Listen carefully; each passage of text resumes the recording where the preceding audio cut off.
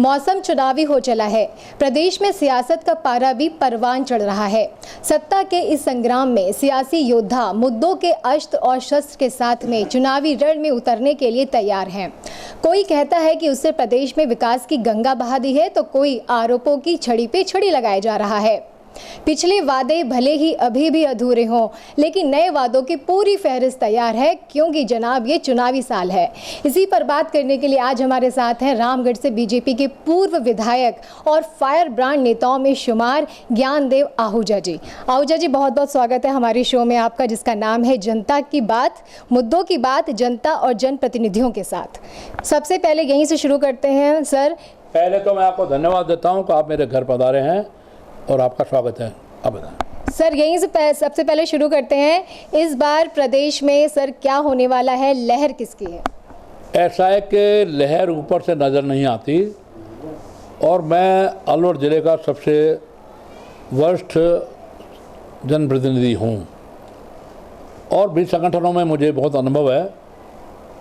मैं बचपन से राष्ट्रीय स्वयंसेवक संघ का स्वयंसेवक बना श्री गंगानगर में, और उसके बाद अखिल भारतीय विद्यार्थी परिषद, हिंदू जागरण मंच और फिर भारतीय मजदूर संघ।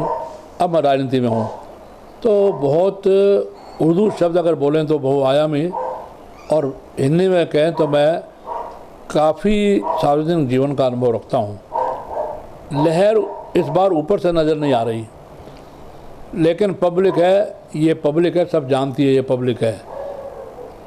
मैं भारतीय जनता पार्टी का हूँ, इसलिए भारतीय जनता पार्टी के लिए कहूँगा, लेकिन वास्तव में मैं उन लोगों में हूँ, मेरे बारे में लोग जानते हैं कि मैं अपनी पार्टी में भी अगर कहता हूँ मैं सीधा कहता हूँ, आड़ा टेढ़ा नहीं कहता, और कांग्रेस वालों को भी कहता हूँ मैं सीधा कहता हूँ। इस नाते से मेरे बारे में, मेरे स्वभाव के बारे में बहुत स्पष्ट है कि मैं एक्चुअल और फैक्चुअल बात कहूँगा। लहर अगर कहेंगे तो किसी की नहीं है, और वैसे लहर कहेंगे तो अंदरूनी जो बयार चल रही है, उसको हिंदी में और संस्कृत शब्द में कहें बयार, वो भारतीय जनता पार्टी की है। क्योंकि कांग्रेस के इस 4.5 साल होने को आए शासन में, पहले तो कांग्रेस ही आपस में इतना लड़े हैं और लड़कर के इतना खड़े हैं। मुख्यमंत्री जी अपने ही साथी जिनको उन्होंने विधायक का टिकट दिलवाया, भले वो प्रदेश अध्यक्ष थे श्रीमान सचिन पायलट, उनको नालायक का, निकृष्ट का, नाकारा का और उनको बेईमान तक का, उनके बारे में कोरोना तक का, हमारे यहाँ कोरोना है, क्या क्या नहीं कहा। उनका बस चलता तो इससे भी अधिक कहता, लेकिन शब्दों की एक सीमा होती है, इसलिए उन्होंने नाकार और निकम्मा, इसमें सब कुछ आ गया। सचिन पायलट जी इन पर भ्रष्टाचार का आरोप लगाते हैं अपनी सरकार पर। इसके लिए उन्होंने पहले मानेसर में जाके हरियाणा में होटल में रुके, इनके साथ कुछ साथी, और फिर यहाँ समय समय पर आरोप लगाते रहे हैं। कभी इन्होंने अनशन रखा और अनशन के साथ इन्होंने एक प्रदर्शन भी किया पिछली 11 तारीख को, और इस 11 तारीख को दौसा में सभा भी ली। आरोप वो ये भी लगाते हैं कि पूर्व सरकार के कुछ नेताओं पर इन्होंने भ्रष्टाचार के जो आरोप लगाए थे वो उसकी जांच नहीं की। और ये भी लगाते हैं कि रीट या ऐसी परीक्षाओं में जो घोटाले हुए हैं, उन घोटालों के बारे में इन्होंने पूरी जांच नहीं की। सर बीजेपी इस बार किन मुख्य मुद्दों को लेकर इस चुनाव में आने वाली है? बीजेपी मुख्य मुद्दों को लेकर चुनाव जो लड़ रही है वो हत्या, लूट, बलात्कार और दुष्कर्म और भ्रष्टाचार में। खुद मुख्यमंत्री महोदय ने एक बार शिक्षकों के एक सम्मेलन में, वर्तमान जो कांग्रेस के अध्यक्ष हैं श्रीमान गोविंद सिंह डोटासरा, मैं इन सबको श्रीमान और माननीय बोलता हूं क्योंकि मैं विधायी कार्य से जुड़ा हूँ। हालांकि इन्होंने कल परसों ही मेरे बारे में हल्के गंदे शब्द बोले हैं डोटासरा साहब ने, लेकिन जब ये शिक्षा मंत्री थे तो शिक्षकों से पूछा कि आपकी ट्रांसफ़र पोस्टिंग ईमानदारी से होती है या कुछ देना लेना पड़ता है, तो काफ़ी शिक्षकों ने खड़े होकर के कहा कि हमको लाख, 2 लाख, 5 लाख, 10 लाख तक देने पड़ते हैं। माने इनके एमएलए लूट रहे हैं, इनके एमपी लूट रहे हैं, खुद मंत्री उसमें शिक्षा मंत्री लूट रहे थे। ये मुख्यमंत्री तक बात आ गई। ये भ्रष्टाचार का जीता जागता सबूत खुद के पास और खुद ही हैं। अब डोडा साहब प्रदेश के अध्यक्ष हैं। प्रदेश के अध्यक्ष ही उनको योग्यता नहीं है, वो योग्य नहीं है, लेकिन चूँकि रिएक्शन में एक जाट को अध्यक्ष बनाना था और एक गुजर सचिन पायलट अध्यक्ष को हटाना था, हटाने का रिएक्शन में इनको अध्यक्ष बनाया गया। तो भ्रष्टाचार के जो उनके आरोप लगते आए हैं वो बहुआयामी है आरोप है। उन आरोपों का जवाब इनके पास नहीं है। 16 परीक्षा हुई, 17, अब उनमें 10 में 11 में इन्होंने पेपर लीक होना माना। वैसे तो सब में पेपर लीक हुआ और इसकी जांच इन्होंने खुद ने की, ATS ने की, SOG ने, लेकिन वो जांच नहीं हो पाई। और अब ED इसकी जांच कर रही है। ED और CBI अपने आप में स्वतंत्र एजेंसियाँ है, भले ही आरोप लगाएं केंद्र सरकार करवा रही है, लेकिन तय है कि दूध का दूध पानी का पानी हो जाएगा। सर, गहलोत सरकार के अब तक के कार्यकाल को आप किस तरीके से देखते हैं? बात करें अगर हम रामगढ़ विधानसभा क्षेत्र की, तो वहाँ पर कितना काम हुआ, कितना विकास हुआ है और क्या कुछ अभी भी बाकी रह गया है? जहाँ तक विकास की बात है, 3 चीज़ों का विकास, सड़क, बिजली और पानी। बिजली आती नहीं, गांव के लोग धरना देते हैं और दिन में बिजली आती नहीं, रात को आती है, वो भी 4 घंटे से ज़्यादा नहीं आती जो पावर है। जो डोमेस्टिक है घरेलू बिजली, वो भी टाइम पे नहीं आती। बिजली का हाल बहुत बुरा है। भले इन्होंने 100 यूनिट फ्री, 50 यूनिट फ्री का घोषणा की है, लेकिन वो थोथी घोषणा है। और पानी के बारे में आज मैं अलवर आया हूँ, आज अलवर के अखबार में 6 जगह पानी के लिए लोग धरना दे रहे हैं, प्रदर्शन कर रहे हैं। केंद्र ने 27,000 करोड़ एक और 12,500 करोड़ दिया जल जीवन मिशन के तहत, और घर घर नल और घर घर पानी, लेकिन उसको भी केंद्र के पैसों को भी सही ढंग से नहीं लगा पा रहे हैं, उसका उपयोग नहीं कर पा रहे हैं, सही ढंग से नहीं लगा पा रहे हैं। ये दुर्भाग्य इस सरकार का है। ये सरकार पूरी तरह से, मैं कहूँगा, कांग्रेस सरकार तीसरी बार मुख्यमंत्री हैं। पहली बार दूसरी बार से ज़्यादा, हालांकि पहली बार भी ये बहुत बुरी तरह से गए, दूसरी बार सिर्फ 200 में से 21 सीटें ला करके गए, और अब शायद सीटें आएगी। मैं भविष्यवक्ता नहीं हूँ, ज्योतिषी नहीं हूँ, लेकिन मैं भविष्यवाणी कर रहा हूँ। मैंने इनके जो पर्यटन निगम के अध्यक्ष हैं श्रीमान धर्मेंद्र सिंह राठौड़, मेरे पास 3 नंबर उनके यहाँ मोबाइल में देखेंगे, तीनों नंबर पे मैसेज किया है, इनकी सीटें आएंगी 17 से 22। सर, पिछली बार बीजेपी ने आपका टिकट काटा, इस बार आपकी क्या दावेदारी रहेगी? क्योंकि अगर जब बीजेपी ने आपका पिछली बार टिकट काटा था तो आपने जयपुर के विधानसभा क्षेत्र से निर्दलीय दावेदारी आपने ठोकी थी और फिर अमित शाह जी को आपको मनाने के लिए ईडी चोटी का जोर लगाना पड़ गया था। देखिए, मैं उन नेताओं में से हूँ या जनप्रतिनिधि हूँ, नेता होने जनप्रतिनिधि, मैं पार्टी का एक कार्यकर्ता हूँ। मैंने पहली बार टिकट नहीं मांगा, मुझे बुलाया कर दिया गया 1993 में, 93 में, 30 साल हो गए, 23 चल रही है 2023। दूसरी बार अपने आप दिया। पहली बार जो टिकट दिया तब मैं पार्टी का सदस्य और मेंबर भी नहीं था। अलवर के लोगों को पता है और राजनीति वालों को पता है। मुझे टिकट पहले घोषित किया, बाद में मैं पार्टी का सदस्य, सक्रिय सदस्य बना, बुला करके मुझे कहा गया। तत्कालीन महामंत्री संगठन श्री ओम प्रकाश माथुर, और उसके बाद में दूसरी बार अपने आप दिया, तीसरी बार अपने आप दिया, चौथी बार अपने आप दिया, 5वीं बार अपने दिया। मैं टिकट मांगने नहीं गया, मैंने कोई बायोडाटा नहीं दिया, आज तक बायोडाटा नहीं दिया और अब भी नहीं दिया, इस बार नहीं दिया। पिछली बार जो टिकट काटा वो माननीय वसुंधरा जी ने क्यों काटा मुझे समझ नहीं आया। मैं 2 बार लगातार विधायक और सबसे सशक्त कांग्रेस का नेता श्रीमान जुबेर खान, जो वर्तमान में और बोर्ड के अध्यक्ष हैं मेवात विकास बोर्ड के, उनकी पत्नी MLA है, दोनों एक ही कॉन्स्टिट्यूंसी में ज़्यादा काम कर रहे हैं। साफिया खान, श्रीमती साफिया खान करना चाहिए। और मेवात विकास बोर्ड का पैसा भी रामगढ़ में है, श्री रामगढ़ में श्री जुबेर खान ज़्यादा है।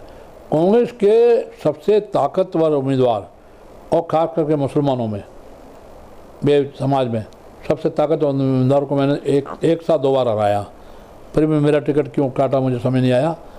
मेरे साथ अन्याय हुआ क्योंकि राष्ट्रीय कार्य समिति में एक प्रस्ताव पास था जो माननीय अमित शाह जी ने भी माना, गृह मंत्री जी ने, कि वर्तमान सिटिंग एमएलए एमपी का टिकट नहीं काटेंगे। अगर टिकट काटेंगे तो उनको बताएंगे, और टिकट काटने के बाद उनको प्रांत या केंद्र में पदाधिकारी बनाएंगे। दोनों बातें नहीं हुई तो मैं सांगनेर से खड़ा हुआ, लेकिन मैं पार्टी का वक्त हूँ। मेरी 3 शर्तें थी 3 लोगों के लिए। राजस्थान के जो 15 लोग थे कमेटी में जिन्होंने मेरा टिकट काटा, उन्होंने, सबने नाम नहीं लूँगा, सबने मेरे को मनाया, मैं नहीं माना। मैंने कहा अगर माननीय तत्कालीन महामंत्री संगठन माननीय रामलाल जी, श्री रामलाल जी, अब माननीय BL संतोष है, माननीय रामलाल जी पधारेंगे, माननीय राजनाथ सिंह जी या माननीय अमित शाह जी ने, में 3 में से कोई एक आया आगे तो मैं बैठ जाऊंगा उनके आग्रह पर, और नहीं तो मैं नहीं बैठूंगा। माननीय अमित शाह जी खुद आगे, राष्ट्रीय अध्यक्ष भी थे, गृह मंत्री भी थे, और उन्होंने मुझे मनाया नहीं, मैं खुद ही मान गया। बस उनको मैंने एक बार स्वीकार कराई कि क्या यह सही है कि सिटिंग एमएलए का टिकट नहीं कटना चाहिए। बोले हाँ, नहीं कटना चाहिए। उन्होंने माननीय वसुंधरा जी को भी कहा, प्रदेश अध्यक्ष तत्कालीन मदनलाल जी सैनी उनको भी कहा, और फिर मैंने कहा आपने ये भी प्रस्ताव पास किया राष्ट्रीय कार्य समिति में कि टिकट कटेगा तो उनको बता करके, मुझे बताया नहीं गया, लगातार दोबारा विधायक, और फिर मुझे पदाधिकारी प्रदेश या केंद्र में रहना चाहिए, बनाना चाहिए। दोनों बातें नहीं हुई तो उन्होंने तुरंत मदनलाल जी सैनी को कहा और मुझे प्रदेश उपाध्यक्ष बनाया गया माननीय अमित शाह जी के आदेश से। उनका आग्रह नहीं था, मैंने खुद ने कह दिया मैं बैठ जाता हूँ, और मैं बैठ गया। मेरा दुराग्रह नहीं होता, पार्टी का सदस्य हूँ, पार्टी का मेंबर हूँ, पार्टी का निष्ठावान कार्यकर्ता हूँ। सर, क्या इस बार फिर से राजस्थान चुनाव में बीजेपी पीएम मोदी के चेहरे, सबका विकास और हिंदुत्व के नाम पर इस चुनाव को लड़ेगी? देखिए, हिंदुत्व तो हमारा स्थायी मुद्दा है ही, पर हमको ईसाई मुसलमानों से या बाकी मजहबों से, मैं उनको मजहब कहूँगा, वो धर्म नहीं है, वो पंथ है, संप्रदाय हैं, मत हैं, विचार हैं, मजहब हैं। अंग्रेजी का शब्द रिलीजन है, भ्रम हो गया, रिलीजन शब्द का अर्थ धर्म हो गया, इसलिए श्रीमती इंदिरा गांधी ने धर्मनिरपेक्षता कर दिया। मूल संविधान में शब्द है पंथ निरपेक्षता, आपको ये ठीक से जानकारी होनी चाहिए। डॉक्टर साहब अम्बेडकर इन सबसे योग्य थे, जितने भी नेता थे, नाम किसी का नहीं लूँगा, और उन्होंने राष्ट्रवाद कूट कूट के भरा हुआ था। डॉक्टर भीमराव अम्बेडकर जी ने, बाबा साहब अम्बेडकर, उन्होंने धर्मनिरपेक्षता नहीं रखा, पंथ निरपेक्षता रखा। संविधान के पहले पृष्ठ पर भगवान राम का और राम परिवार का फोटो है, उसके बाद भगवान कृष्ण का है, और बाकी सब उसके बाद है। लेकिन पक्षपात किया, धर्मनिरपेक्षता श्रीमती इंदिरा गांधी ने। ईसाई या मुसलमान या जैन या बौद्ध सिख, ये धर्म नहीं है, ये पंथ है, संप्रदाय है, मत है, विचार है। सिख पंथ हमारा जो सिख धर्म कह रहा है आजकल, उनके बारे में आपको मैं बता दूं पत्रकार महोदय कि दशमेश गुरु श्री गुरु गोविंद सिंह जी, जिन्होंने सिख पंथ की स्थापना की, उन्होंने अपने शब्दों में कहा कि सकल जगत खालसा पंथ गाजे, जागे धर्म हिंदू सकल भंड बाजे। माने खालसा को पंथ का, लेकिन हिंदू धर्म का डर और भय भागे। ये उन्होंने, उनके श्रीमुख के शब्द हैं। अब इनके रिश्तेदार, इनके ज्ञानी जी इनको सिख धर्म कह रहे हैं, ठीक है, स्वागत है, हमारा कोई टकराव नहीं है किसी ईसाई मुसलमान से या किसी पंथ से, मत से। सर, बीजेपी के चुनाव से पहले सीएम कैंडिडेट का नाम अनाउंस कर सकती है? मुख्यमंत्री के लिए हमारे यहाँ बहुत सारे लोग हैं और विवाद भी नहीं है। सर, इस रेस में आगे कौन चल रहा है? सर, आप जैसे कह रहे हैं कि काफ़ी सारे नाम है, इस रेस में आगे कौन है?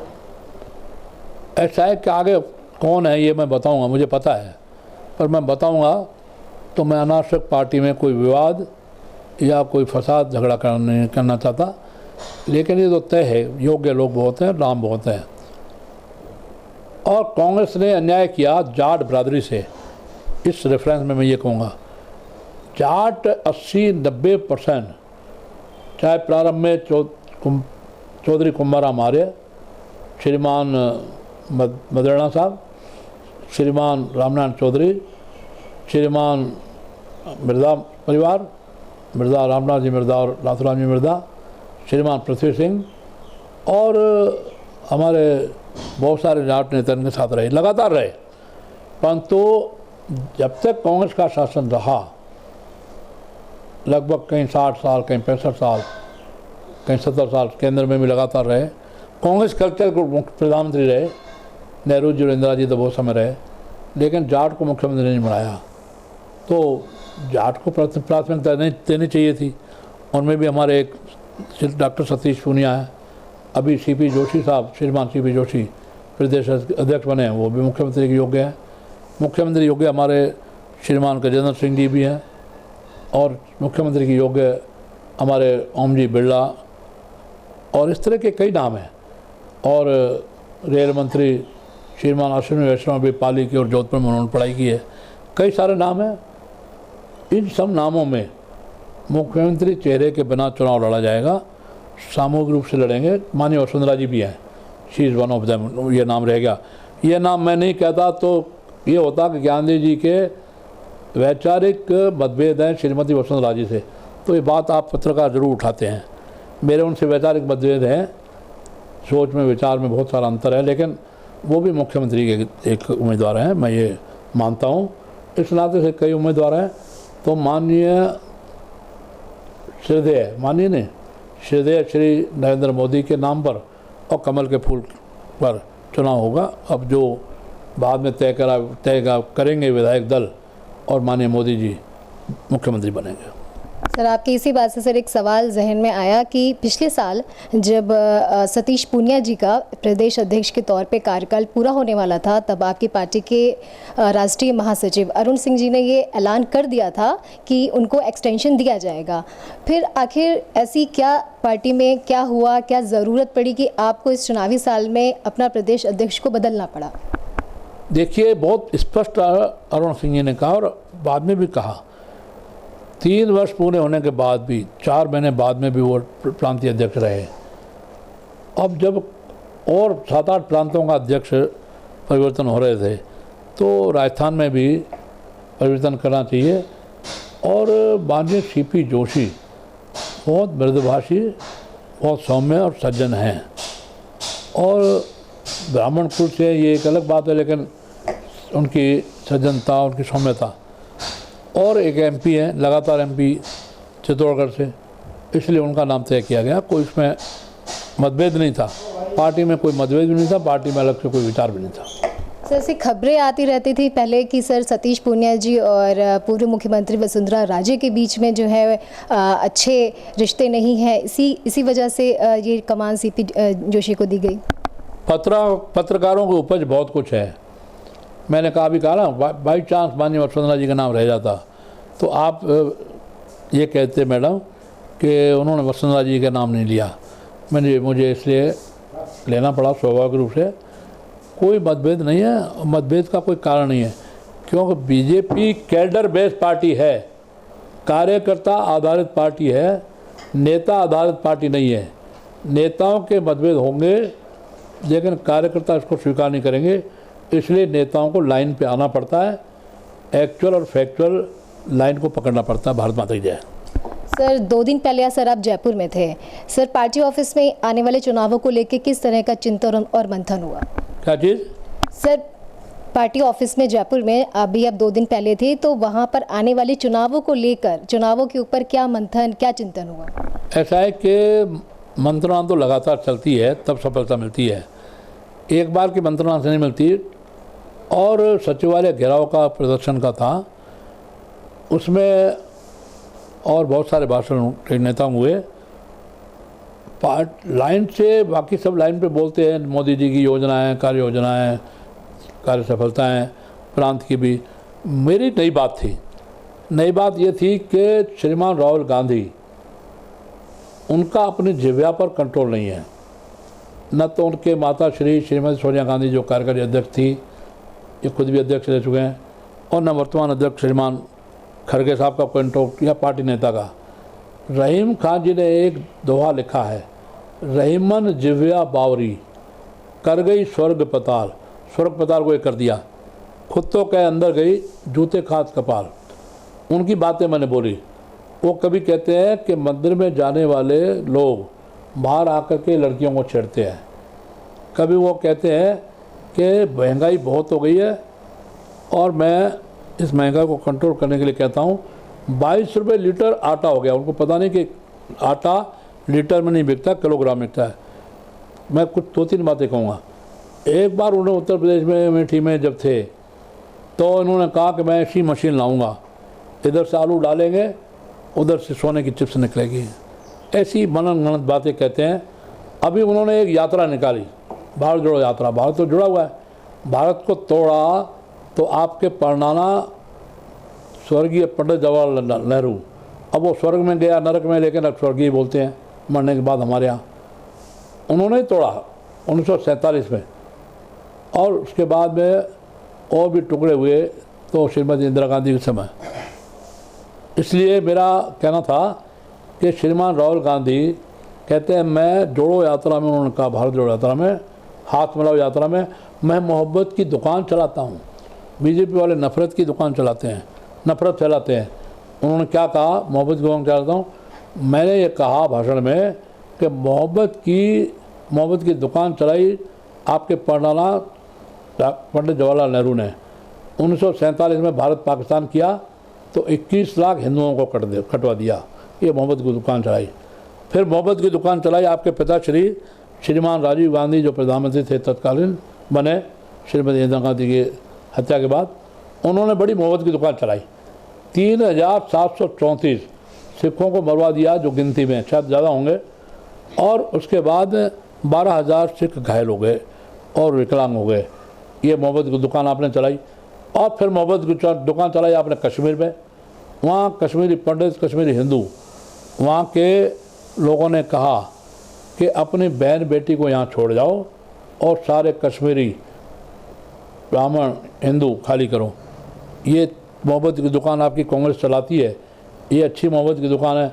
अब आप मोहब्बत की दुकान ट्रक में बैठ के चलाएंगे, ट्रक में घूम करके, या अमेरिका में जाके कहेंगे कि मुसलमानों के साथ अन्याय हो रहा है, जैसे 1980 में दलितों के साथ अन्याय होता था। दलितों के साथ अन्याय होता था, अरे दलितों के साथ अन्याय होता था या मुसलमानों के साथ अन्याय हो रहा है, ये भारत में बोलने की बात है? अमेरिका में जाके बोलना। और तुष्टीकरण की नीति, खुशामद की नीति। अब एक ढोंग और कर रहे हैं कांग्रेसी, अब भगवे झंडे को लपेट रहे हैं। कमलनाथ जी हनुमान जी की पूजा कर रहे हैं, तो कहीं प्रियंका गांधी नर्मदा नदी की पूजा कर रही है। आज तक ये अमृत महोत्सव है, 75 साल हुए, कभी नर्मदा को पूजा क्या? कभी आपने भगवा झंडा और भगवे झंडे को फहरा के हनुमान जी की पूजा की क्या? अब ढोंगी हिंदुओं आपका राष्ट्रीय अध्यक्ष रहा श्रीमान राहुल गांधी। महंगाई की रैली जयपुर में, और यहाँ के कहते हैं मैं हिंदू तो हूँ पर हिंदुत्ववादी नहीं हूँ। उनको शायद हिंदुत्व के बारे में पता ही नहीं है। मैं हिंदू हूँ, मेरे में हिंदुत्ववाद भी है, क्यों? हिंदुत्ववाद आत्मा है, हिंदू एक शरीर है।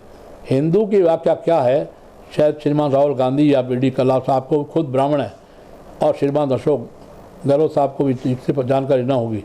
मैं मानता हूँ ये विद्वान लोगों को जानकारी होगी, लेकिन हिंदुत्व की बात अब करने लगे। अशोक गहलोत साहब कहते मैं हिंदू हूँ, अब तक क्यों नहीं कहा? 75 साल अब तक क्यों नहीं कहा?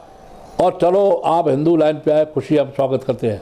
हम हिंदुत्व की लाइन पर हैं, हमको इस्लाम और ईसाइयों से भी घृणा नहीं है, लेकिन ध्यान रखना कांग्रेसी ध्यान रखे। ज़्यादा हिंदू करोगे, ज़्यादा भगवे झंडे फहराओगे, तो जिनकी तुष्टीकरण करते थे मुसलमानों की, वो मुसलमान, वो इस्लाम के लोग आपसे नाराज़ हो जाएंगे। ये भी कांग्रेस से ध्यान रखो, तुम्हारा वोट बैंक खत्म हो जाएगा। भारत माता की जय। सर, जिस यात्रा को आप भारत तोड़ो यात्रा का नाम दे रहे हैं, कांग्रेस कहती है कि इसी भारत जोड़ो यात्रा की वजह से कर्नाटक में हमारी सरकार बनी और राजस्थान में भी एक बार फिर हम सत्ता में आएंगे। कर्नाटक में जो सरकार इनकी बनी है, इस बारे में मैंने माननीय श्रीदेव मोदी जी को, माननीय अमित शाह जी को, माननीय जे.पी. नड्डा, राजनाथ सिंह, 4 लोगों को पत्र लिखा है, और माननीय बी.एल. संतोष 5 लोगों को। उसका कारण बिल्कुल अलग है। कर्नाटक में हमारी जो जीत नहीं हो पाई, उसका कारण बिल्कुल अलग है। वो मैंने पत्र लिखा है, और चूँकि पत्र लिखा है, पत्र लिख चुका हूँ, नहीं लिखा होता तो मैं बोल देता। पत्र लिख चुका हूँ, आज यहाँ कुछ मैं बोलूँगा तो उस पत्र को लीक करना हुआ, पार्टी बेस को, पार्टी लाइन को तोड़ना हुआ, वो मैं तोड़ना नहीं चाहता। कर्नाटक में हार के दूसरे कारण हैं, हालांकि वहाँ वोट परसेंटेज में हमारे कमी नहीं आई है, लेकिन सीटों में हमारे कमी आई है, और कर्नाटक में हमारी पराजय हुई, ये मैं स्वीकार करता हूँ। आप गुजरात को क्यों नहीं लेते? गुजरात में कांग्रेस का सुपड़ा साफ हो गया, क्योंकि वहाँ श्रीमान राहुल गांधी नहीं गए। जहाँ जहाँ श्रीमान राहुल गांधी गए, वहाँ इनका सुपड़ा साफ होने से थोड़ा बचा। हिमाचल में प्रियंका गांधी गई, वहाँ बच गई, सरकार बन गई। आप अपशकुन श्रीमान राहुल गांधी कांग्रेस के लिए जहाँ गए वहाँ हारे। आप गुजरात का मॉडल क्यों नहीं बताते, कर्नाटक का क्यों बता रहे हैं पत्रकार महोदय बहन जी, ये बताइए आप। भारत माता की जय। सर, जयपुर में ही कांग्रेस पीसीसी चीफ गौतम सिंह ने एक प्रेस कॉन्फ्रेंस करी और उसमें कहा कि वो आपको और आपकी बातों को सीरियस नहीं लेते हैं और बीजेपी के पास इस चुनाव में उतरने के लिए कोई मुद्दा ही नहीं है, इसलिए झूठी बयानबाजियां जनता को परोसी जा रही हैं। ऐसा है कि मेरे बारे में ये बोलना उनका, इस बार पूरी ताकत उन्होंने रामगढ़ में, श्री रामगढ़ में लगा रखी है। मेरे बारे में, मेरे खिलाफ डोटासरा साहब या गहलोत साहब तो नहीं बोलते, मैं धन्यवाद दूंगा गहलोत साहब को, मेरे खिलाफ नहीं बोलते। डोटासरा साहब बोलते हैं। डोटा साहब का कोई महत्व मानता नहीं, नाथी का बाड़ा प्रसिद्ध हैं वो, और उनकी योग्यता नहीं थी लेकिन अध्यक्ष बने। जाट होने के कारण उनकी योग्यता नहीं थी लेकिन रिएक्शन में अध्यक्ष बने। श्रीमान सचिन पायलट को हटने के कारण कोई योग्यता उनमें है नहीं। कल उन्होंने मेरे बारे में गंदा और हल्का बोला है, ये उनको शोभा नहीं देता मेरे बारे में बोलना, और उन्होंने बहुत कुछ हल्का भी बोला, मैं हल्का नहीं बोलूँगा। मैं इतना ही कहूँगा, रिएक्शन में अध्यक्ष बने हैं, योग्यता नहीं है, बस। मैं गंदा नहीं बोलूँगा, हल्का नहीं बोलूँगा। डोटासरा साहब शायद एक विधायक और एक मंत्री भी रहे तो भ्रष्टाचार का आरोप, अपने घर के आरपीएससी में 5 लोग नियुक्त करा दिए, ये भ्रष्टाचार नहीं है? ये आरोप भ्रष्टाचार नहीं है, ये आरोप सही है तो इसकी जांच ईडी कर रही है। ये आरोप सही है तो ईडी इसकी जांच कर रही है, बताएं ईडी कर रही है, इसलिए मैं इससे ज़्यादा नहीं बोलूँगा। उन्होंने सर ये भी बोला कि अगर बीजेपी को ऐसा लगता है कि हमारी सरकार में भ्रष्टाचार है, हमारी योजनाओं में खामियां हैं या गहलोत सरकार ने काम नहीं किया है तो सामने आकर खुलकर बोले, पीठ पीछे झूठ ना फैलाएं। हाँ, तो मैं आपसे ये जानना चाहूँगी कि आपको उनकी सरकार की योजनाओं में किस तरह की खामियां आती हैं नज़र? ऐसा है कि खुल कर के बोल रहे हैं, सामने बोल रहे हैं, पीठ पीछे कहाँ बोल रहे हैं, खुल के बोल रहे हैं, सामने बोल रहे हैं, आप सुन रहे हो। और योजनाएं अब जो वो खील बांट रहे हैं, योजना नहीं है ये अस्थायीकरण है योजनाओं का। योजना थी 3, मालाखड़ा, अलवर ज़िले में मालाखड़ा में श्रीमान राहुल गांधी बोल गए 1 2 3 4 5 6 7 8 10 की गिनती बोली जाएगी और किसानों का कर्जा माफ़ नहीं हुआ, कर्जा माफ़ होगा जो आज तक नहीं हुआ। ये योजना स्थायी थी। योजना स्थायी थी कि पढ़े लिखे ग्रेजुएट को, मैट्रिक और 12वीं वाले को क्रमशः 3500 कम से कम ग्रेजुएट को मिलेगा, और स्टाइफंड वो नहीं हुआ। ये स्थायी योजना थी। स्थायी योजना थी कि 24 घंटे बिजली देंगे, बिजली का रेट नहीं बढ़ाएंगे। इन्होंने सरचार्ज लगा करके, बिजली का रेट नहीं बढ़ाकर सरचार्ज लगा करके, ये स्थायी योजना है। पानी की, बिजली की, पीडब्ल्यूडी की, और ये कर्ज माफ़ी की, और जवान बच्चों को वजीफे की, स्टाइफंड की, ये स्थायी योजना थी। ये पूरी नहीं हुई, एक भी वादा पूरा नहीं हुआ। अब ये जो खील बांट रहे हैं, ये जो गुड़ बांट रहे हैं, ये जो बताशे बांट रहे हैं, ये जो रेवड़ी बांट रहे हैं आज इस चुनावी वर्ष में, ये जो मिश्री और शहद घोल रहे हैं, ये अस्थायी है। जनता समझती है। मैंने पहले शुरुआत की थी, ये पब्लिक है, सब जानती है पब्लिक है। पहले भी चुनावी वर्ष में इन्होंने पट्टे बांटे थे, पेंशन बांटा था, पता नहीं क्या क्या बांटा था। सीटें उनकी 2013 में इनकी सीटें आई कुल 21, अब आएगी 17 से 22। भारत माता की जय।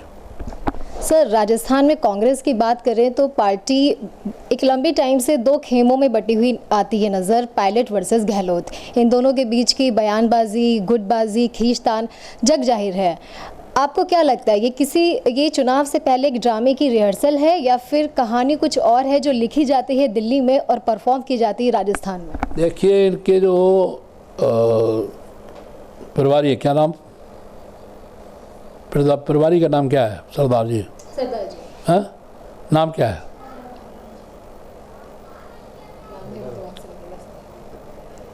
मैं सरदार जी कहूँगा, नाम इसलिए नहीं लूँगा कि नाम लेके उनको मैं। सबसे बड़ी बात ये, कांग्रेस में ये खामी है। हमारे यहाँ माननीय अरुण सिंह जी बहुत योग्य, बहुत प्रतिभाशाली सांसद भी है, योग्य है, प्रतिभा प्रभारी है। इनके यहाँ पहले प्रभारी बने राजस्थान के श्रीमान विवेक बंसल और अविनाश पांडे। उत्तर प्रदेश में उनकी कोई वैल्यू नहीं, हारे हुए नेता, वो प्रभारी बने। उसके बाद प्रभारी बने अजय माकन, आपको पता है श्रीमान अजय माकन 2 बार आप पार्टी से हार चुके, दिल्ली में उनकी कोई वैल्यू नहीं, माकन साहब की मेरे मित्र हैं, लेकिन उनको प्रभारी बना के भेजा, उनके बेइज्जत करके उनको खड़गे साहब को गहलोत साहब ने भेजा। डॉक्टर महेश जोशी श्रीमान चांदी धारीवाल, सबसे तोड़क दस्ता चांदी धारीवाल नहीं, अशांति धारीवाल, तोड़क दस्ता कांग्रेस का है तो धारीवाल साहब। अभी उन्होंने बोल दिया कि गहलोत साहब ने अच्छे चौंक पानी पिला दिया। उधर से हमारी कन्या बेटी कहूँगा, मदराना साहब की बेटी, हमारी बेटी दिव्या मदराना विधायक ने कह दिया कि अच्छे चौंक पानी पिला दिए, गलत है। उन्होंने हमारे दादाजी परशुराम मदराना जैसे योग्य लोगों को पानी नहीं पा पाए, अरे उन्होंने टिप्पणी की। और माकन साहब के बाद अब आए सरदार जी।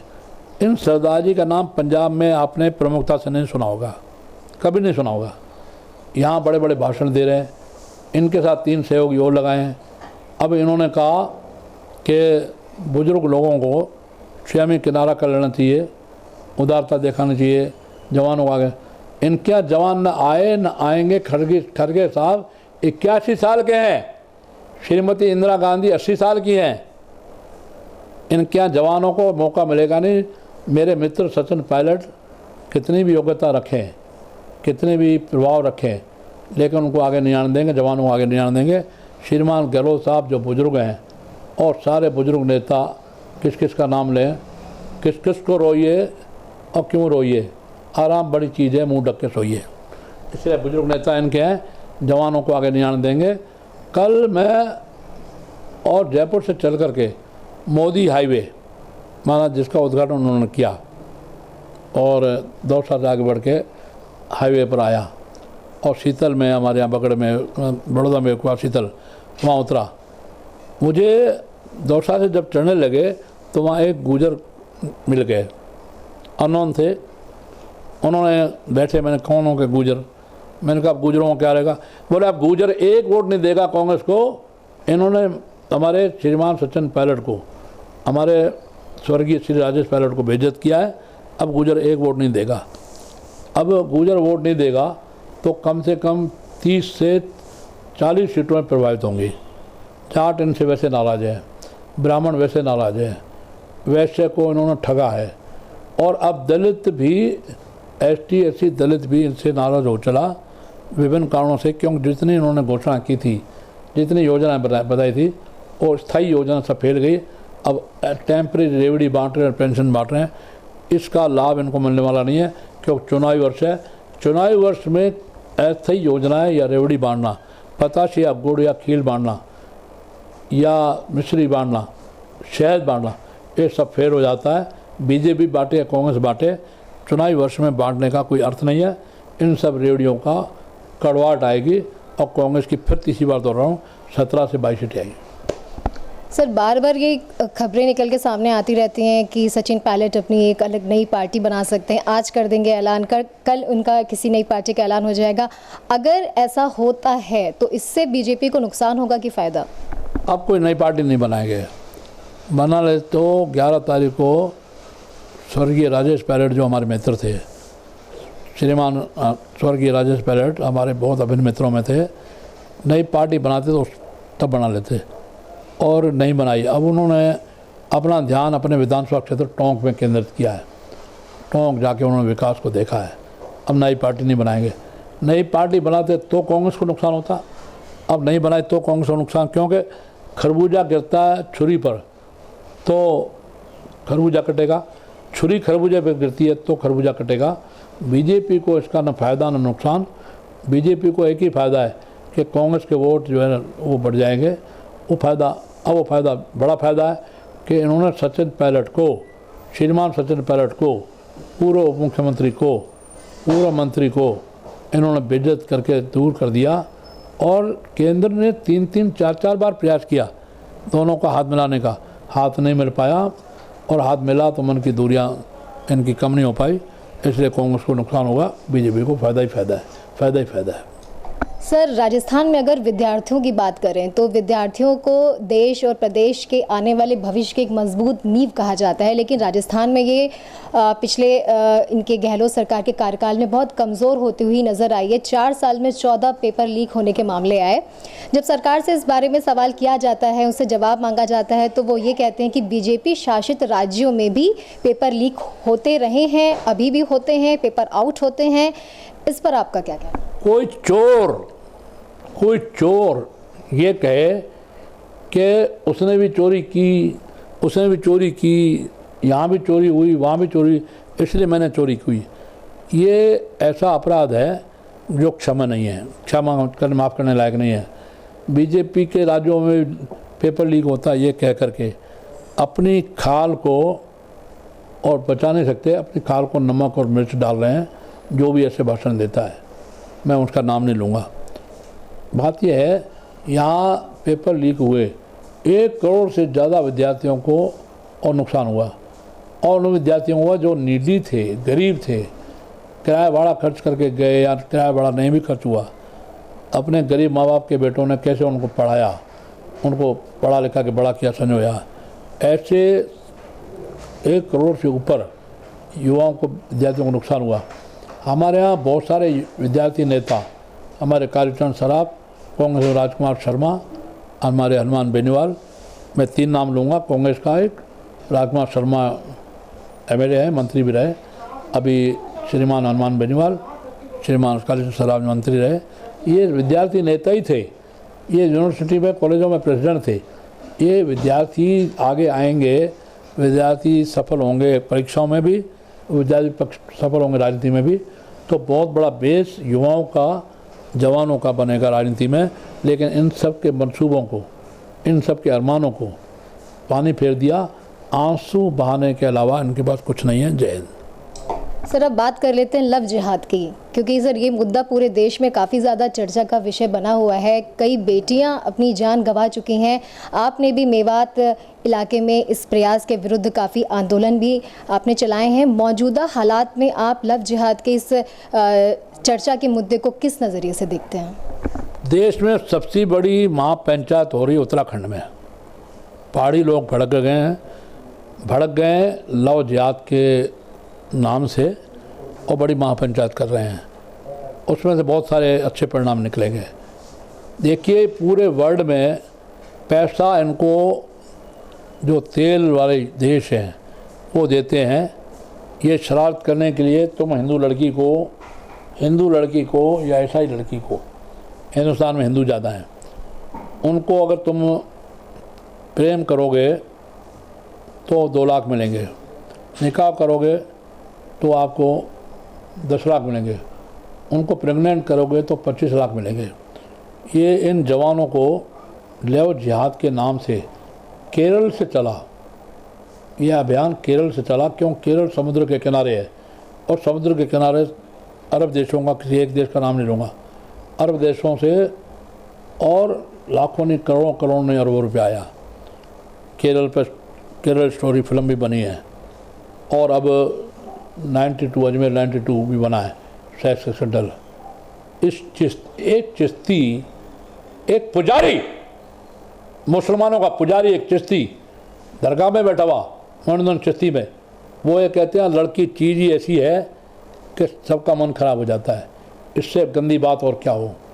लव जिहाद के लिए अपने युवकों को इन्होंने पैसे की लालच दे करके, हिंदू लड़की साक्षी गई या श्रद्धा गई, 1 टुकड़ा हुआ है, 35 टुकड़े हुए। और इन्होंने किस ढंग से, और लव जिहाद में तिलक लगा करके और मौली बांध के, रोली लगा करके, इन्होंने हिंदू नाम रख करके जिस ढंग से छदम वेश में ठगा है, बहुत बड़ा कंट्रोल आसाम यूपी में लगा है। गहलोत साहब लगाएंगे नहीं, इनको इनके वोट चाहिए, और कांग्रेस के शासन जहाँ जहाँ है वहाँ ये प्रतिबंध लगाएंगे नहीं लव जिहाद पर, जहाँ, क्योंकि इनका वोट चाहिए। अब वोट के तुष्टीकरण के लिए इन्होंने सबसे ज़्यादा गिरावट दिखाई है, उसमें सबसे ज़्यादा बर्बाद हुई हैं तो हमारी युवतियाँ, हमारी बेटियाँ, हमारी लड़कियाँ हुई हैं। इस लव जिहाद का मैं डट कर विरोध करता हूँ। मेवात में समय समय पे 23 लड़कियाँ, मैं एमएलए नहीं था तब भी, 23 लड़कियाँ मैंने निकलवाई हैं। अभी कुछ और लड़कियों में सूचना है लव जिहाद की, तो हम कार्रवाई कर रहे हैं। लव जिहाद और लैंड जिहाद, SC ST की ज़मीनों पे कब्जा, कितना कब्जा, पेट नहीं भरता कांग्रेस के MLA और MP का। अभी नाम नहीं लूँगा, मेरे पास उनके कागज में सबूत है, सावधान हो जाएंगे। और ज़मीनों पे कब्जा कर रहे हैं, चारा का ज़मीन पे कब्जा कर रहे हैं, सवाई तक ज़मीन पे कोई लव जिहाद और लैंड जिहाद, इसका मैं डट के विरोध करता हूँ। इसलिए नहीं कि मैं कट्टर हिंदू हूँ, इसलिए कि मैं राष्ट्रवादी हूँ। इस देश में अच्छाई को आगे बढ़ाना, अपराध को कम करना। 12 तरह के अपराध हैं मेवात में मैडम। सबसे पहले गोकशी, गौ तस्करी, सिंथेटिक दूध, अवैध खनन, नकली सोने की ईंटें, नकली सोने की अशरफियाँ, साइबर क्राइम 4 तरह का। उसमें हनी ट्रैप के नात लड़का बात करना लेकिन लड़की बन के फंसाना और ब्लैकमेल करना, और DLF OLF पे बुला करके गाड़ी को बेचने के नाम पर पैसा ठगना, और बाकी जो साइबर क्राइम है 4 तरह का। और इसके अलावा ये लव जिहाद लैंड जिहाद 12 तरह के अपराध हैं इस मेवात में। उस सब पे मैंने अब MLA था रहते हुए कंट्रोल किया। एक बात और बताएं, ये श्रीमती साफिया खान और श्रीमान जुबेर खान, ये कोई हिंदू सरपंच पैसा मांगता है, उसको ये कहते हैं तुम्हारे गांव से हमको वोट नहीं मिलता, तुम्हारी पंचायत से वोट नहीं मिलता। लेकिन मैंने पक्षपात नहीं किया, मैंने 17 मेयर सरपंच थे, उनको भी MLA रहते हुए पैसा दिया, क्योंकि विकास होता है गाँव का, विकास होता है पंचायत का, विकास होता है ग्रामीण अंचल का, इसलिए मैंने उनको पैसे। लेकिन ये हिंदू सरपंचों को पैसा नहीं दे रहे, घोर सांप्रदायिक हैं, जुनूनी सांप्रदायिक हैं और जुनूनी लीगी हैं। और इनमें लीगी भावना, इनमें सांप्रदायिक भावना, इनमें जिहाद वाली भावना श्रीमती साफिया खान में, श्रीमान जुबेर खान में। थोड़ा जुबेर खान सॉफ्ट है, श्रीमान जुबेर खान मुंह से कड़वा नहीं बोलते, वो थोड़ा सा वो अकबर है और श्रीमती साफिया खान औरंगजेब है, बस इतना ही कहना। सर, देश और प्रदेश में खुलेआम हो रहे धर्मांतरण पर आपकी क्या राय है? धर्मांतरण को हमने रोका है, रोकेंगे। इसमें कई हिंदू संगठन काम कर रहे हैं, पहले आर्य समाज, और उसके बाद में हमारा विश्व हिंदू परिषद से जुड़े हुए बजरंग दल और दुर्गा वाहिनी और कई संगठन ये कंट्रोल कर रहे हैं। इसके अलावा भी और भी हिंदू संगठन, कहीं श्री राम सेना है, कहीं सिया राम सेना है, कहीं बजरंग सेना है, ये सब कंट्रोल कर रहे हैं। और धर्मांतरण को हमने काफ़ी कंट्रोल किया और करेंगे। सर, अब बात अगर अलवर की करें तो पानी आज भी एक बहुत बड़ा संकट बना हुआ है। सरकार चाहे सर किसी की भी रही हो, आई गई, लेकिन पानी के लिए मारामारी आज भी उतनी ही है। अगर आपकी सरकार दोबारा यहाँ पर बनती है तो आप इस संकट को किस तरह से दूर करना चाहेंगे? देखिए, पानी के लिए सबसे बड़ा जिला अलवर था। 52 डैम है। ये लोकल पत्रकार हमारे हैं, आपके जो वीडियो लाए हैं, जो कैमरा लाए हैं, महेंद्रता जी, यहाँ 52 डैम। सबसे बड़ा डैम झील थी जयसमंद में पानी नहीं आता। जो भी कलेक्टर आता है मैं उनको बैठ के सारी बात नक्शा पूरा समझाता हूँ। पूर्व कलेक्टर श्रीमान जितेंद्र सोनी ने इस तरफ बहुत ध्यान दिया कि जयसमंद का सिलिशेड का पानी अलवर के कंपनी बाग में, पुरजन विहार में आता था, अलवर में और करौली कुंड में आता था, अलवर के लाल डिग्गी में आता था। और इतना ही नहीं है तो नहरें भरतपुर तक जाती थी। घाट केनाल हमारी जयसमंद से निकल के भरतपुर तक जाती थी। माने प्रतापबंद हमारा यहीं ऊपर है, अलवर सिटी के साथ लगा हुआ, सागर भी है। और जयसमंद, सिलीसेठ और मंगलासर सारे बांध, 52 डैम होते हुए भी अलवर में पानी नहीं है। दुर्भाग्य है। हमारे जितेंद्र सोनी कलेक्टर साहब ने पूरा नक्शा बनवाया और ध्यान दे रहे थे। उन्होंने एक गलती की, वो गलती नहीं, वो सही है कि एक मंत्री के द्वारा 300 बीघा ज़मीन पर किया जाने वाला कब्जा उनका और उनके रिश्तेदारों का, मेवात के हमारे MLA और उनके द्वारा डाडोली गांव में और आसपास लगभग 250 बीघा ज़मीन पर कब्जा अवैध रूप से चारा का, और जिसे कहना चाहिए सरकारी ज़मीन सवाई तक, उन्होंने इसका पीछा किया। उनका इन्होंने ट्रांसफ़र कर दिया।